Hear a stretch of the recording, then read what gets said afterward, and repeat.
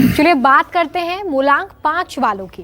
किसी भी महीने की 5 तारीख, 14 तारीख या फिर 23 तारीख को अगर आपका जन्म हुआ है तो आपका मूलांक 5 होगा। और ऐसे में 2021 आपके लिए कैसा रहेगा, कौन से महीने में आपको संभल कर रहने की जरूरत है, कौन से उपाय आपके लिए सबसे ज्यादा असरदार होंगे, इसके बारे में पंडित जी से जानते हैं। पंडित जी, अगर मूलांक 5 है तो किन बातों का हमें ध्यान रखना है इस साल?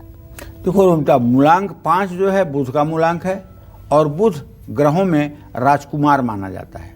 बुध को ग्रहों में राजकुमार माना जाता है। आप कभी ये बात सोचते हैं कि सूर्य, चंद्रमा, मंगल, बुध, बृहस्पति, शुक्र और शनि, ये 7 ग्रह हैं जिसमें सूर्य और चंद्रमा तो एक एक राशियों के स्वामी हैं।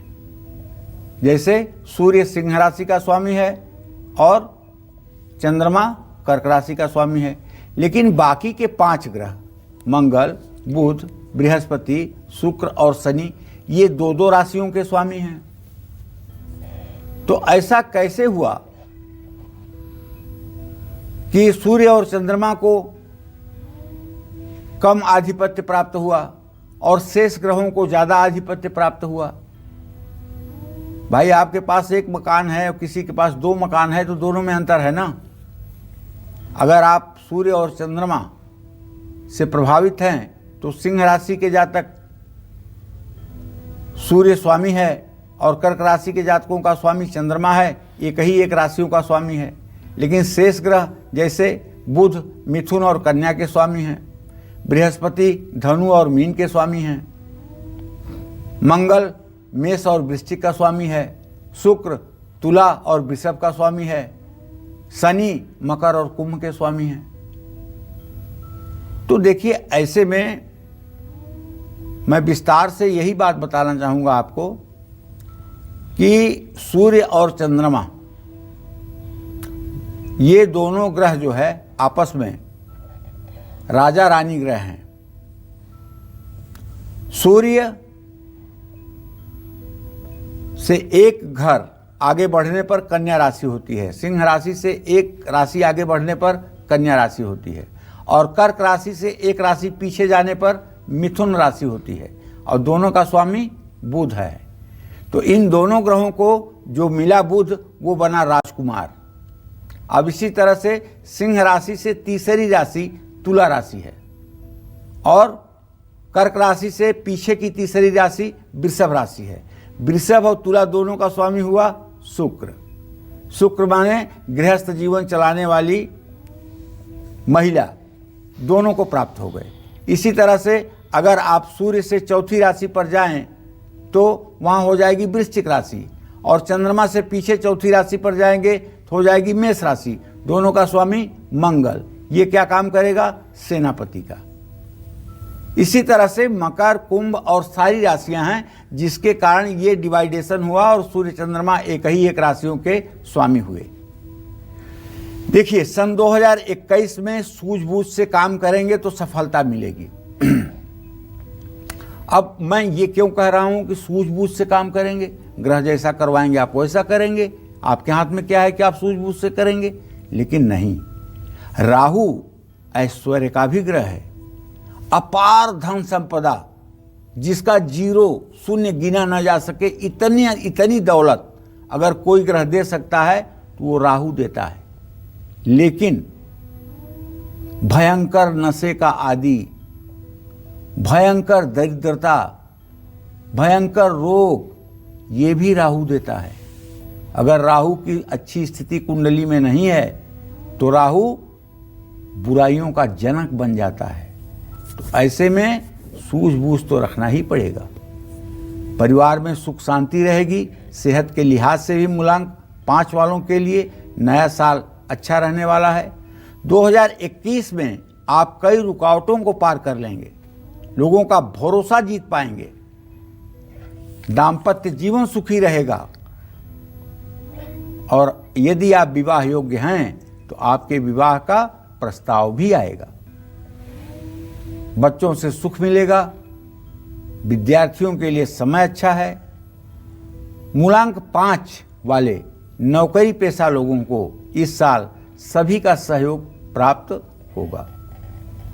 बेरोजगारों को नया काम मिल सकता है, धर्म कर्म में आपकी आस्था बढ़ सकती है। पैसे के लिए किया हुआ आपका प्रयास सफल होगा। और यदि आप राजनीति में जुड़े हुए हैं तो आपको भी लाभ मिलेगा। आपका प्रभाव अपने विरोधियों पर छाया रहेगा। कहीं से कोई शुभ समाचार भी आपको पूरे साल में कई बार मिल सकता है।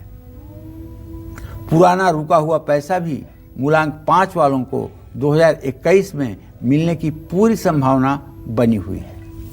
यदि आप एजुकेशन सेक्टर में या फिर बैंकिंग सेक्टर में हैं तो ये बात पक्की है कि आप अपने टारगेट को पूरा करेंगे और अप्रत्याशित सफलता भी प्राप्त करेंगे। देखिए, मैं जो देख पा रहा हूं ग्रहों के गोचर के आधार पर, उसके आधार पर आपसे ये कहना चाहता हूं, जुलाई और अगस्त और सितंबर, ये 3 महीना आपके हेल्थ के लिए, आपके सेहत के लिए ठीक नहीं है। तो इन महीनों में अपने खान पान रहन सहन पर सतर्कता बरतें। 2021 में मूलांक 5 वाले भगवान गणेश की उपासना करें और देवी सूक्तम या श्री सूक्तम का नियमित रूप से पाठ करें। लेकिन यदि आप प्रतियोगी परीक्षा में यूपीएससी, यूपीपीसीएस ऐसी किसी परीक्षा में यदि आप अपीयर होना चाहते हैं, संलग्न अपने को कर रहे हैं, तो आपको गणेश अथर्व शीर्ष का पाठ सुबह शाम जरूर करना चाहिए।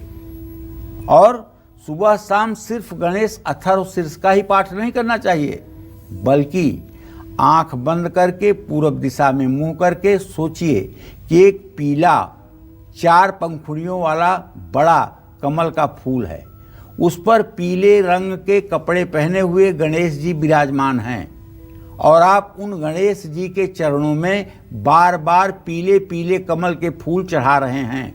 ये आंख बंद करके मानसिक रूप से आपको सोचना है और ये मानसिक कमल के फूल आप कम से कम 5 कमल के फूल गणेश जी के चरणों पर अर्पित करें।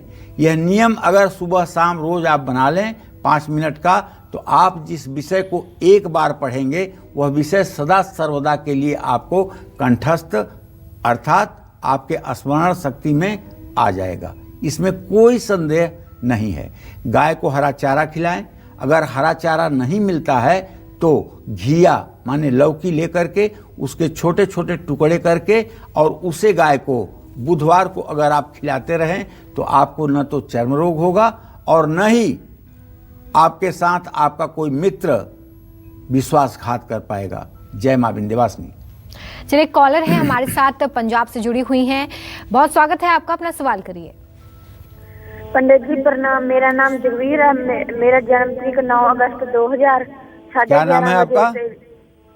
जगवीर कौर, जन्म 9 अगस्त 2000, 11:30। सरकारी नौकरी का योग है या नहीं? मेरे भरा बहुत मुसीबत आउंदियां, 22 साल का जी। चलो जगवीर, मैं बताऊं कि तुम्हारे आजीविका भाव का स्वामी शुक्र है, प्रश्न लग्न का स्वामी है शनि। शुक्र और शनि की द्वितीय द्वादश स्थिति बनी हुई है। सरकारी नौकरी का कोई योग बनता हुआ दिखाई नहीं दे रहा है।